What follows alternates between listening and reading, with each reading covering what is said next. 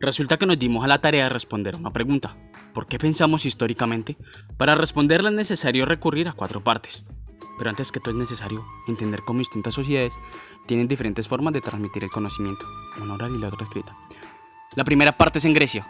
En tiempos de Grecia nos encontramos con 2 momentos.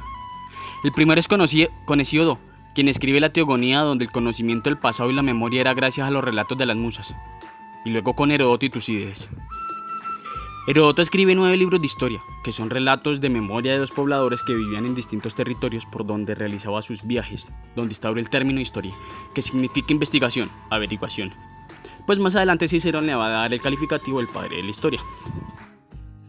Por su parte, Tucídides escribe la Guerra del Peloponeso, y va a ser con el que se introduce a la historia el término de veracidad y testigo, para que tenga fundamento conciso en la investigación, siendo el testigo de las guerras médicas donde se interesa por sus orígenes, y lo que conllevó al surgimiento del conflicto entre Grecia versus la Liga del Peloponeso y de los Delos.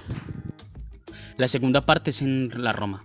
Desde los orígenes del pensamiento histórico, pasando por la República y hasta la caída del Imperio Romano, surgen nuevas formas de escritura para rememorar el pasado con diferentes personajes, como son los historiadores griegos dedicados a contar historias en Roma, entre estos Dionisio, Diodoro, Apiano, Arriano y Polibio, donde la historia es un relato para leccionar y enseñar la moral.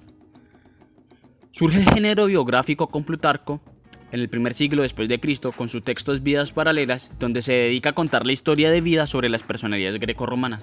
Luego también se establece el género de la historia eclesiástica con Eusebio de Cesarea, donde en 10 libros intenta hacer una historia de la iglesia en sus orígenes y sucesiones de Jesús, apoyado de fuentes escritas de otros historiadores romanos como Tácito y Flavio Josefo. Para dar inicio a la tercera parte, la Edad Media, es necesario tener en cuenta 2 personajes que son sumamente influyentes en esta época histórica: San Agustín y Isidoro de Sevilla. Con Agustín se introduce el género autobiográfico, pero también a su comprensión e interpretación de la historia, donde establece un tiempo. El tiempo de Dios es comprendido como un creador del pasado, el presente y futuro. Con Isidoro de Sevilla busca establecer el origen de los pueblos y las lenguas a partir de su cronología, donde las sucesiones sirven para establecer la legitimidad. En la Edad Media, con una dominación de la Iglesia Católica en la economía, la política, la sociedad y la cultura, se empieza a desarrollar otros géneros, pues otras formas de escribir la historia.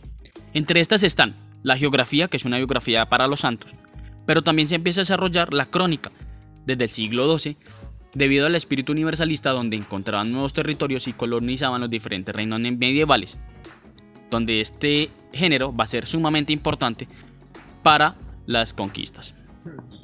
En la Edad Moderna, la ciencia se ve en un proceso de tecnificación y avance en sus planteamientos. En efecto, los europeos, como hemos visto, tenían varias formas de escribir la historia. Por lo tanto, cuando llegan a tierras americanas, empiezan a relatar desde su perspectiva la historia de las civilizaciones premodernas. Destacamos en este video a 3 personajes: Bernal Díaz del Castillo, Bernardino de Sahagún y Gonzalo López de Oviedo. Bernal Díaz del Castillo intenta establecer la historia verdadera de la conquista de la Nueva España, donde intenta recopilar las distintas crónicas de la conquista y establecerlas en sus investigaciones de la colonización.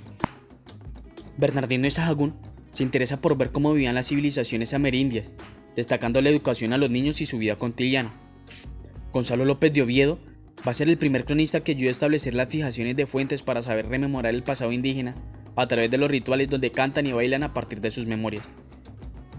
Por otro lado, en esta época de modernidad es importante destacar varias situaciones que le dan un giro y organización a la mirada del pasado. Entre estas situaciones está el uso organizado de un archivo histórico y también el cotejamiento de las fuentes de documentos escritos. También el uso de la memoria como un discurso legitimador entre reyes. Y también el discurso legitimador de la religión, como por ejemplo la Iglesia Católica en la Contrarreforma. Y también una mirada a procesos históricos como las causas de la caída del Imperio Romano, estudiadas por Edward Gibbon. Por su parte, Condorcet divide la historia del mundo en épocas, alejándose del paradigma religioso y mirando procesos socioeconómicos. También está el materialismo histórico, con Marx, quien recupera la mirada hegeliana, que la historia es la progresión del encadenamiento de las ideas, donde el antagonismo de las clases sociales son el motor de los procesos históricos, debido a las diferencias con el medio de producción. Entonces, el pensamiento histórico está implicado entre las formas de concebir el tiempo y las nuevas ideas formuladas por distintos pensadores en distintos contextos sociales que ayudan a la reflexión del pasado con sus planteamientos. En conclusión, Pensamos históricamente porque las culturas convierten al hombre en un ser histórico, se convierte en un ser singular, lo que a su vez lo hace objeto y sujeto de la historia, según Daniel Vidar.